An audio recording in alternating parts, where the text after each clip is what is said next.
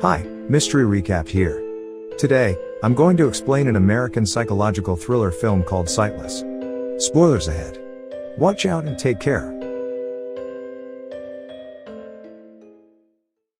The film starts with a young girl who is depressed and alone. She then decides to jump off of her apartment balcony. The scene shifts to a month earlier, showing that same young woman named Helen. Helen used to be a famous violinist. One night, she is brutally attacked in a car parked by an unknown attacker, wearing a gas mask, spraying chemicals on her eyes. She is then immediately brought to a hospital and wakes up on a hospital bed, with both of her eyes covered in bandages. Soon, a nurse named Omar comes to take the bandages off. As the bandages are taken off, she realizes she can't see anything. Shortly after, a doctor named Katsuro enters her room.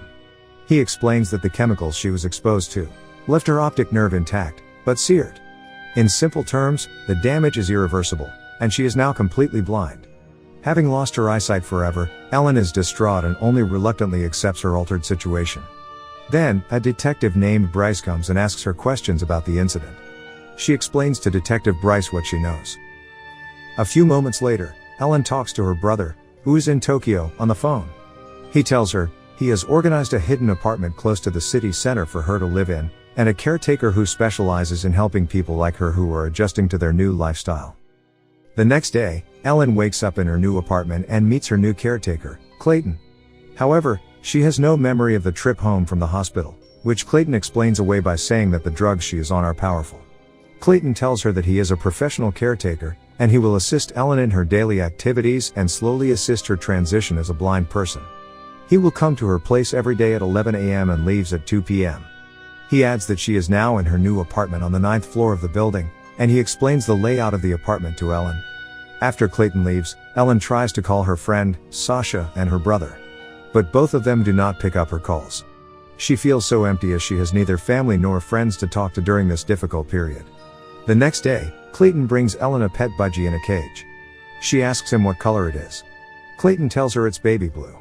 Afterward, Ellen notices that when she stands next to one of her windows, she can hear the noise from the busy street below, but when she stands near another window, she can't hear anything.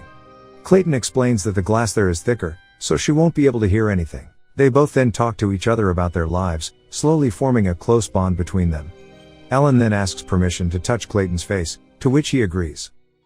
That night, Ellen hears a woman crying while being abused by someone. She initially believes the woman is in her apartment, but it turns out that the crying sound comes through the vent. The next day, she decides to invite her neighbor for tea, so she walks out into the hallway and leaves a post-it note on the door of the apartment next door, asking the woman to join her for tea. That night, the woman named Lana knocks on Ellen's door and comes in for tea. She acts strange though. She knows Ellen used to be a violinist and lost her sight. She seems to know a lot about Ellen, even though they just met. Ellen touches her face, and to her surprise, she feels a fresh scar on Lana's face. Lana reacts by warning her not to trust anyone. And she runs out of the apartment. Ellen becomes convinced that Lana's husband is being physically abusive to Lana. So Ellen reaches out to Detective Bryce, telling him about the abuse her neighbor is getting from her husband. Detective Bryce sends over Officer Neiman to talk to her neighbor and make sure everything is alright. Later, he confirms she is okay, and the scar was just a birthmark. The next morning, she notices a strange thing about the place. She explains to Clayton that a car alarm goes off every other day at precisely 11 a.m., the time Clayton arrives at her place daily. The same car, same alarm, same time. Clayton dismisses the oddities, and tells Ellen that it is a big city. It's got lots of alarms. Later that night, Ellen thinks Lana comes into the apartment again. However, when she touches her shoulder, it turns out to be Lana's abusive husband. He threatens her to leave his wife alone and stop being paranoid. Feeling threatened, Ellen immediately asks Clayton to come to her place. Clayton arrives and comforts her. At that time, Clayton tells her that he has feelings towards her. However, Ellen rejects the interest by stating that she needs a caretaker more than a boyfriend at the moment. Brokenhearted, Clayton leaves the apartment. Soon after Clayton leaves, she is attacked again by the person in the gas mask. Ellen manages to dial 911 before she passes out as the attacker pushes a syringe onto her neck. Later, the paramedic tells her that there's no apparent injury and not a needle mark on her neck. When Detective Bryce comes in, he tells her that the CCTV also shows no one enters the apartment after Clayton. After hearing that, Ellen feels distressed. She can no longer believe her own perceptions. Feeling isolated from everyone in her life and believing someone is after her, Ellen decides to end her own life. And that is when we jump back to the beginning, and watch as she writes a suicide note, and then climbs up onto the balcony railing, and jumps off. However, instead of dying, Ellen falls 6 feet and is just fine. She quickly discovers that she's in a soundproofed room. A room without a door. A room with speakers that play the sounds of the city. A fictional city, and a fictional high-rise. She quickly realizes the apartment she was staying in was fake, and all of the noises outside were coming from a speaker system. She hears the 11 a.m. car alarm go off and climbs back into the apartment. After climbing back into her apartment, she explores the hallway only to find she cannot escape. So, she heads out and knocks on Lana's door. And Lana tells her that this is home, that there is no leaving. Clayton then arrives to cook Ellen's dinner. When they sit down to eat dinner, Ellen hears Clayton knock on the table twice. Ellen recognizes this double tap knock and realizes that everybody else she's interacted with since the attack has the same knocking. That's when she realizes everyone she's met since she woke up in the hospital, the nurse, the doctor, the police detective, the paramedic, Lana's husband, were all Clayton. Realizing this truth, she pretends to drop her drink and hits him on the head with a knife block. She immediately takes his key and a taser and escapes down the hallway into the apartment next door. However, it is actually a weird empty storage area, where Clayton keeps all his costumes and everything else he needed to pull off this ruse. Clayton has been using various disguises to play everyone. Even more surprising, Ellen finds her assailant's outfit, which reveals that Clayton was the one who attacked Ellen to make her blind, and took her directly to this fake apartment to keep her captive. She then finds Lana, who is actually real, in a hidden room. This room is the fake hospital room she was brought to at the beginning of the film. She reveals she is Clayton's sister, and she helped him kidnap Ellen. She then tells Ellen their only hope of escape is by using the hidden vent in Clayton's room. As Ellen is trying to escape, Clayton catches up to her, knocks her out, and drags her into his room. It's the room that Lana had previously mentioned contains the only way out through a vent in the wall.